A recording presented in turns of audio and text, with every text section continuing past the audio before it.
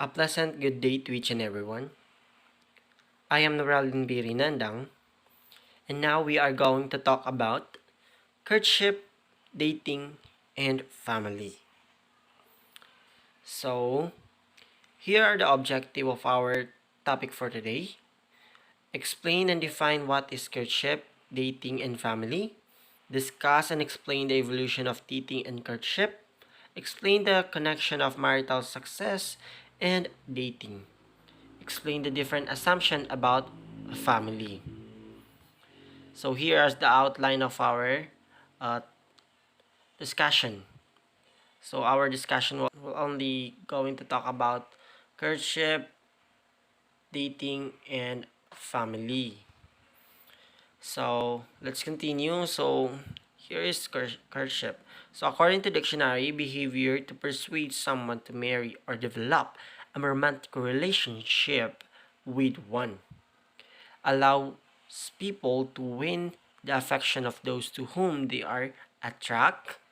Most society rituals, practices, beliefs that men have to prove their ability to being able to provide and women be the alluring and nurturing. So basically when we talk about courtship, ito yung panliligaw ng isang lalaki sa isang babae or any gender. So courtship is something to do how a man to persuade his loved ones, how he will show um, the love to his lover. And that is courtship, panliligaw, or pamamanikan. Yes. And let's proceed. So here are the traditional courtship or practices in the Philippines. So ito yung mga example ng courtship nung unang panahon, or ito yung mga traditional na panliligaw ng kalalakihan nung unang panahon. Ang unang-una ay pasaguli or real courtship. This form of courtship has been practiced ever since before the Spanish rule arrived in the country. In this wooing form, parents are of both suitor and the persuaded lady are present in the event where love riddles are delivered for two major purposes: to showcase certain expression of love and to assert that sentiment of the parents of both parties. So, ito yung pag yung lalaki pumunta sa babae ng pumunta sa um, house ng babae kasama yung parents niya, and they will have a talk, or they will deliver some the man will deliver riddles to persuade or to show the love to the girl. And the second one is harana or serenade. So ito yung pinaka known na courtship na yun, hindi na to nakikita sa ating society. Wala na ngayong nagharana, konti-konti lang, I think. And kadalasan is sa cellphone na ngayon yung panliligaw. And harana is a traditional courtship practice where men introduce themselves and woo their admired lady by serenading underneath her window at night. So, di ba, napaka-romantic naman ng mga tao noong panahon. Parang pinapakita nila yung pagmamahal nila in a way of singing, which is a very romantic. So, the next one is paninilbihan or servitude.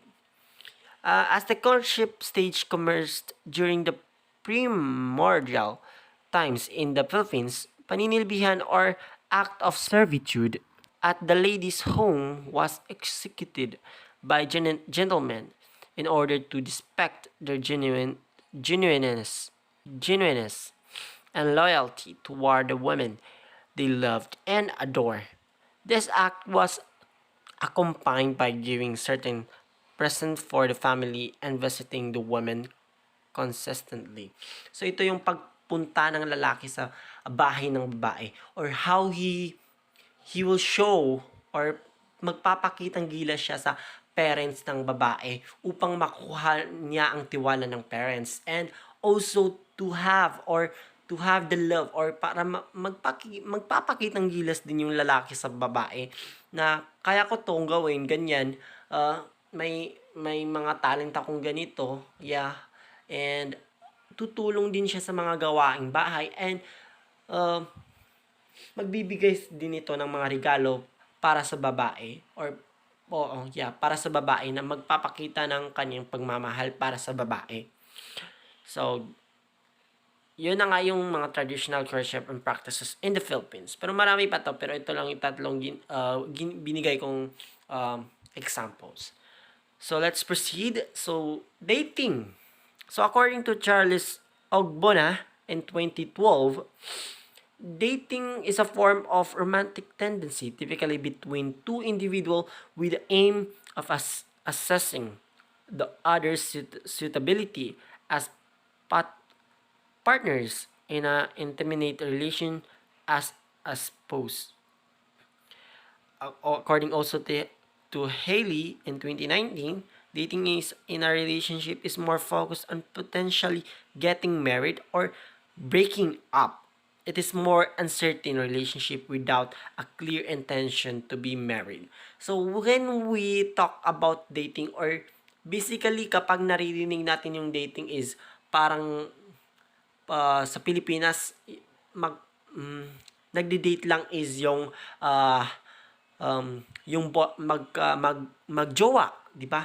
Sila yung nag-date, parang pupunta sila sa mga mall or sa mga park or any place that they want to enjoy or show their love to each other. And para rin parang sa akin lang is dating is para makita natin yung characteristic na gusto natin sa isang babae, or para natin makilala pa yung ating dinidate or yung jowa natin, so that we can know more him or her, and para sa future para mas makilala mo pa siya. That's why some is nagdi-date na lang para mas makilala natin ang isa't isa. So dating, during the 20th century, the concept of dating began. Young people would meet at church or community event such as dance and etc., and went out initially in large group of friends. By the 1920s, men began taking the initiative and asking the women out and paying for the event. So, in 1920s, dito na nag-start na yung lalaki na, or ang lalaki is ini-invite na niya yung minamahal niya na mag-date sila or lumabas sila for lunch or any places that have entertainment. So, in 1930s, the idea of going out meant you were an exclusive couple but not necessarily discussing marriage. So, in dating, in 1930s, yes, ito na yung time na parang magjowa na sila, pero hindi sila naka-focus about marriage, or hindi sila gusto pa nila makilala ang isa't isa, kaya nag-date sila or lumalabas sila.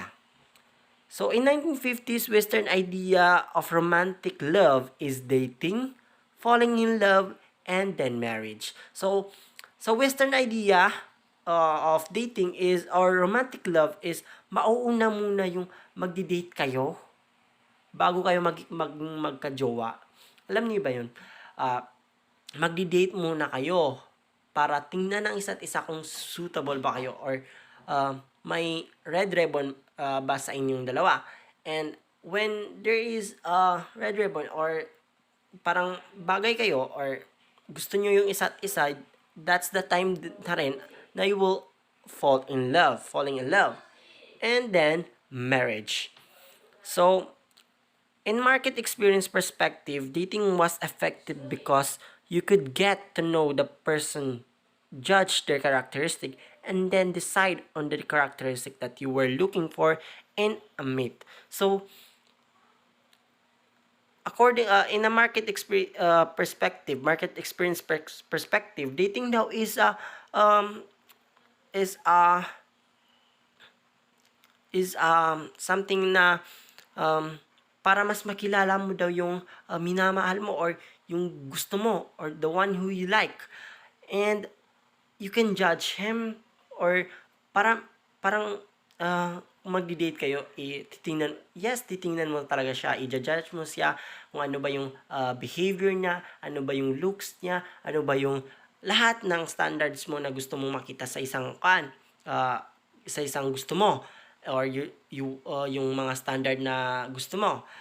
And that is dating in market experience perspective.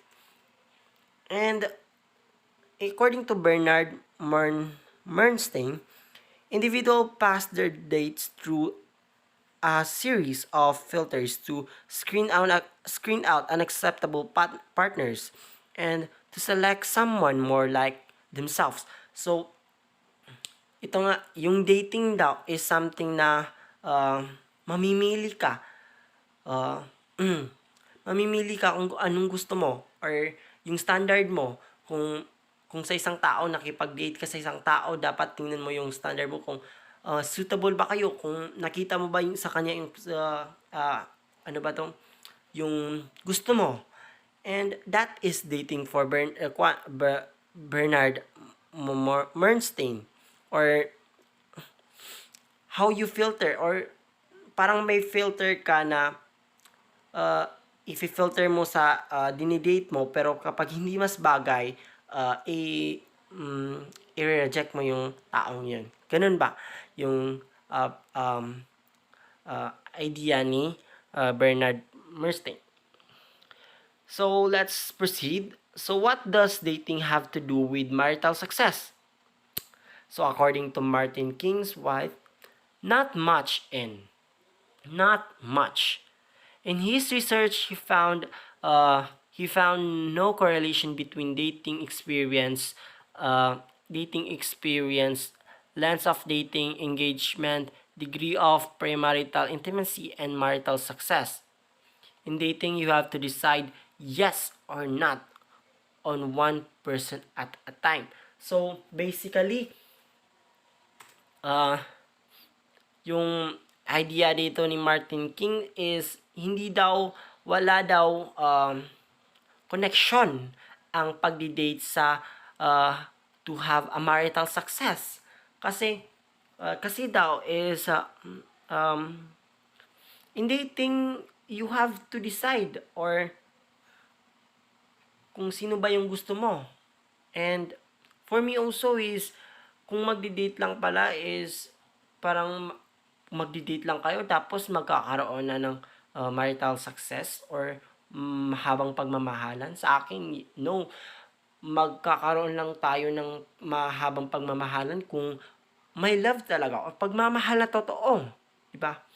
Kasi ang dating lang naman is, purpose niyan is to, ayun na nga, yung, is to, ano ba tong, yung, i-judge mo yung, o titingnan mo yung taong mapapartner mo, yung taong, titingnan mo yung standard mo sa isang tao, or sa standard mo sa kung ano yung gusto mo sa isang tao.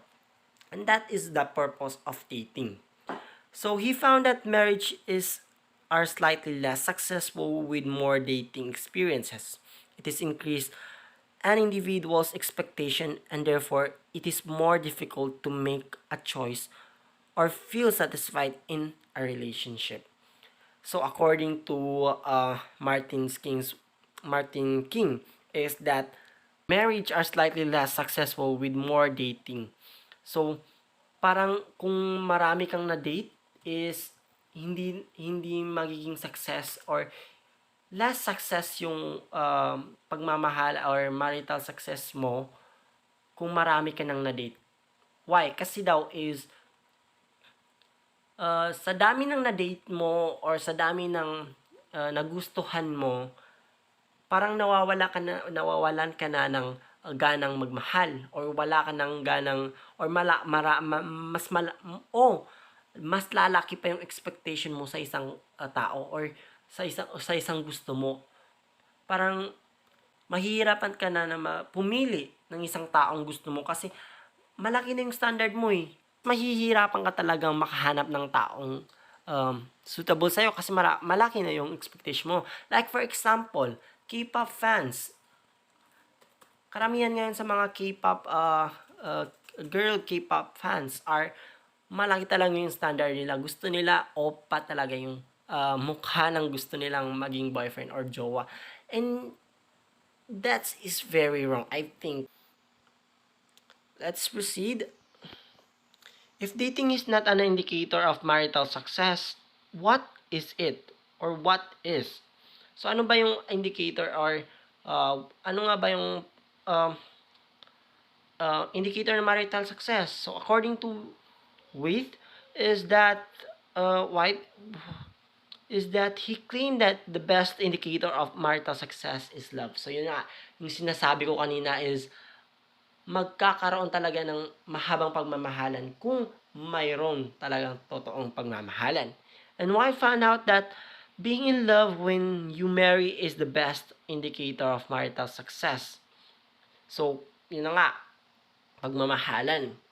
And the process of getting to know someone is increasingly in our society being combined with sexual intimacy before marriage.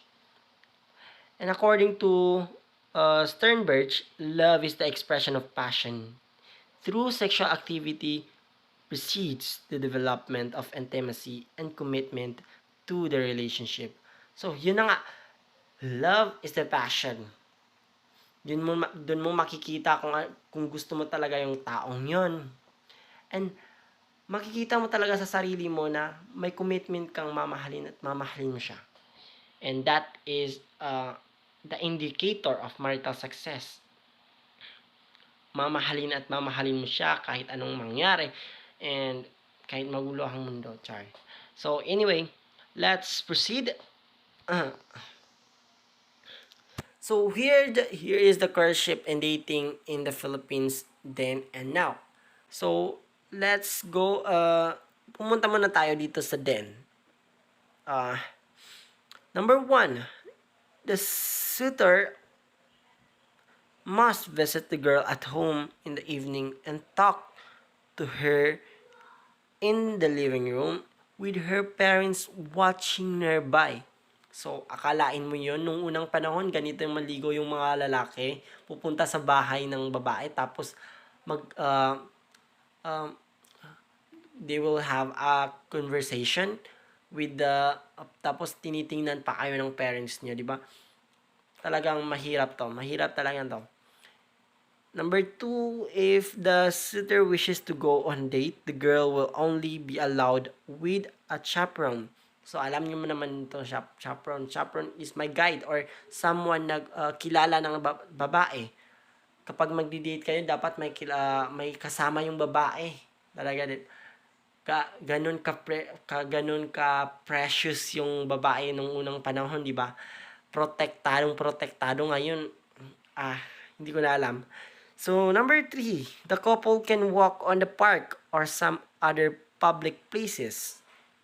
So, yun na nga, public places lang kayo, hindi sa mga gilid-gilid, di ba?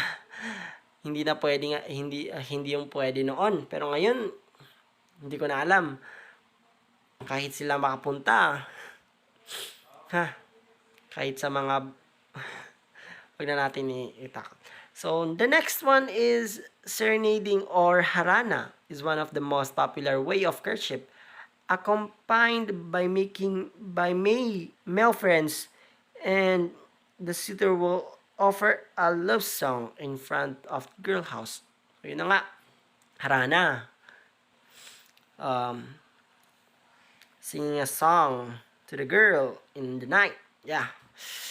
For the eager suitor, one way of showing his sincerity and dedication is by doing difficult household tasks like fetching water in the well and chopping the woods to be used as their panggatong. So in this is ito yung sinasabi nilang ano ba 'yon? Paninilbihan. Yung pupunta yung babae para pupunta yung lalaki sa house ng babae para manilbihan or gagawa ng mga gawaing bahay sa bahay ng babae para magpakita ng uh, dedication of love. Char. So the next one is writing love letters is proven to be an effective way of stealing the girl's heart. So nung unang panahon talaga mas popular talaga yung um, love letters, no, di ba? Parang mas nakikita nung babae yung pagmamahal mo kung may love letter talaga, di ba? O, hindi ko lang alam ngayon kasi ngayon chat-chat na ano, parang love letter na 'yun, di ba? Kaya nagiging medyo nawawala na yung um, feelings ng love letters or the vibes of a love letters. And the last one is courtship may last for years. For years.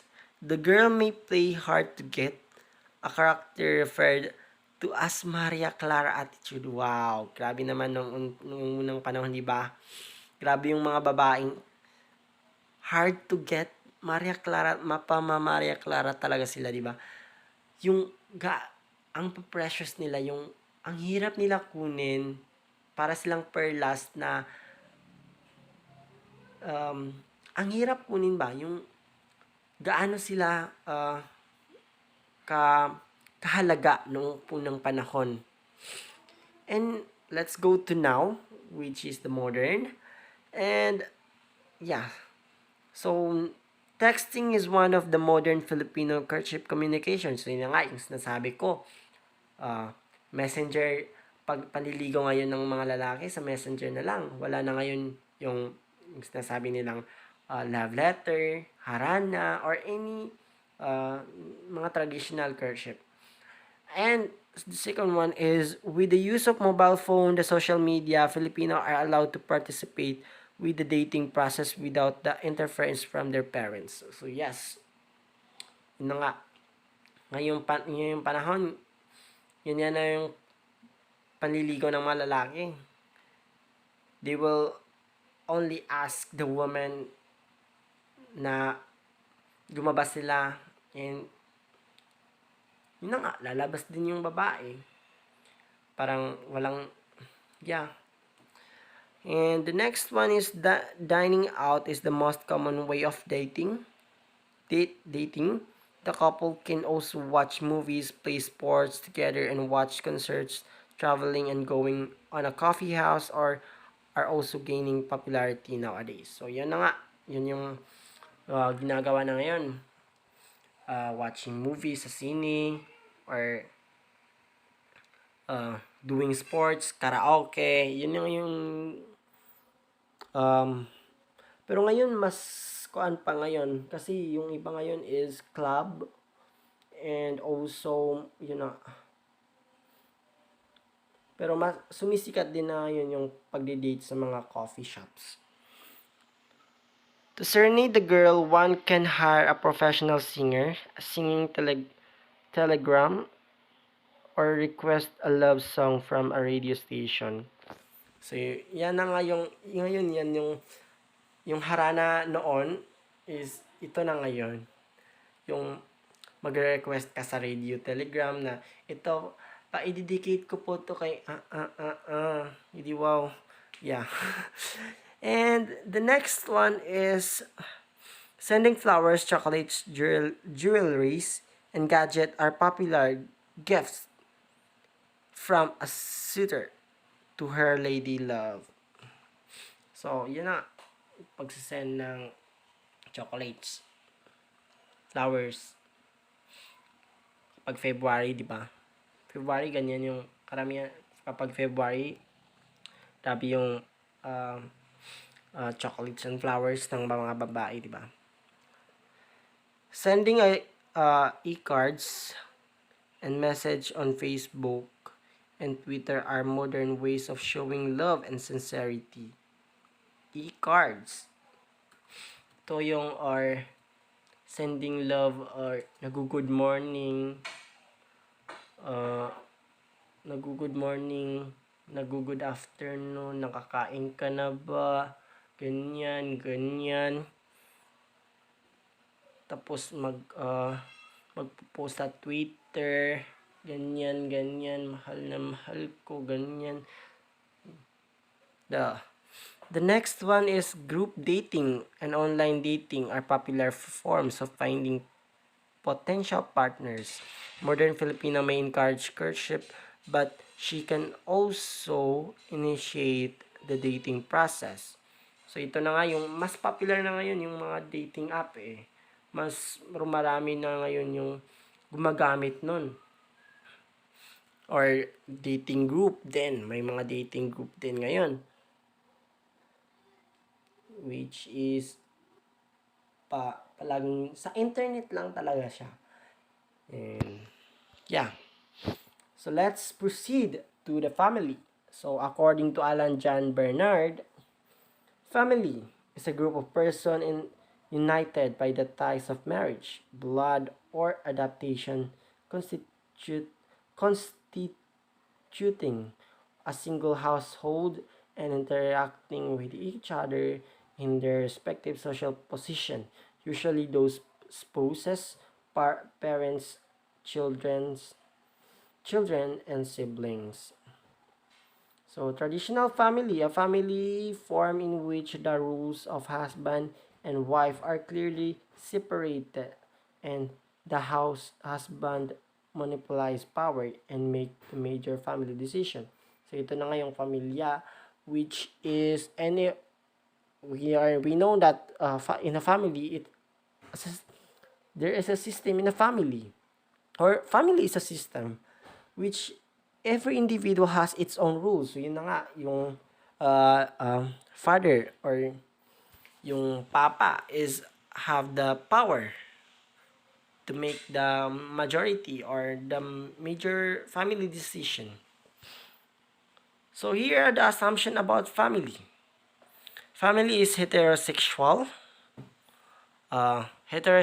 institution with perception about how a man and a woman ought to be joined together and live together. The proper family form is to be nuclear family composed of married men and a woman and their children. The husband is the head of the family with ultimate authority over wife and the children with clearly separate rules. Husband is as income earner and wife as homemaker and provide thereof child care. Patriarchy is a system in which power and authority are arbitrarily vested in the male head of the household. So, patriarchy is yung lalaki yung mas malaki yung power. Or the father. Equal partners marriage. Or the equal partners marriage. A more democratic form in which both husband and wife contribute to the family economic resources, share authority.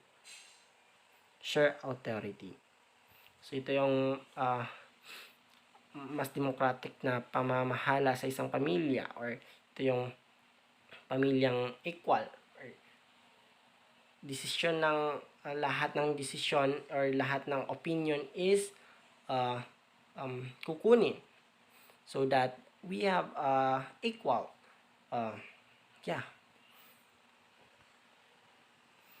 So here is the the family structure in the Philippines: the nuclear family and the extended family.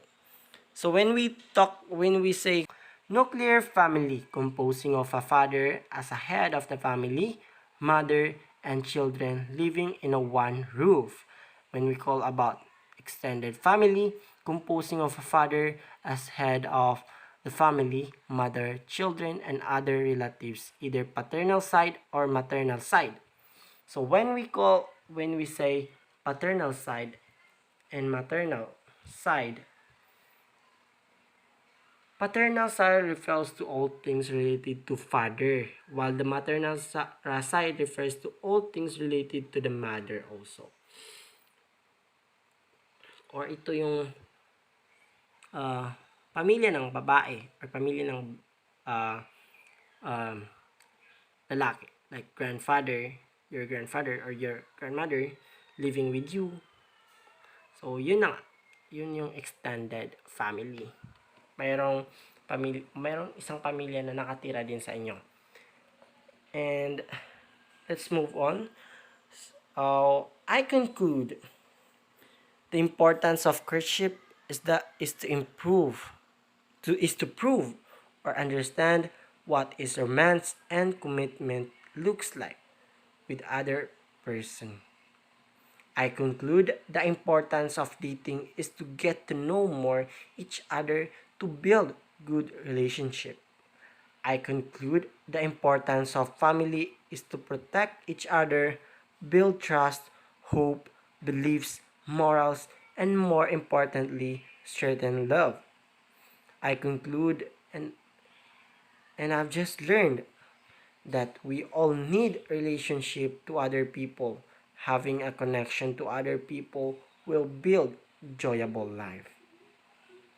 So here's the reference of my report. So that's all for today. Our family is a circle of strength and love. Thank you.